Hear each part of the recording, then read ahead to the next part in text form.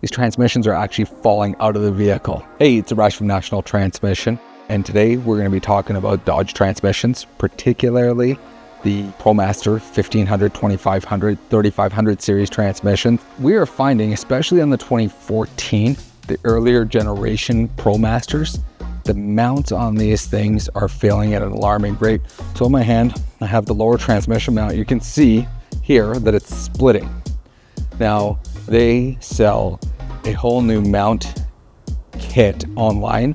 I don't really trust these personally. Dodge has changed several of the mount designs. However, they are very expensive, but recommended because the resulting damage, as we've seen, is these transmissions are actually falling out of the vehicle.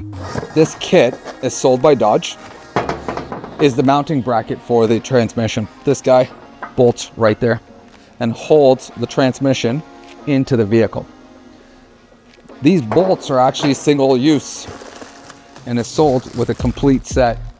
Reusing these bolts on a ProMaster could have catastrophic results. The bolts actually shear off and allow that transmission to fall out of the vehicle. Now, we get a lot of calls and comments from our local to our friends down in the United States. Now, if you found this video helpful, give us a like, subscribe, and thanks for tuning into our video.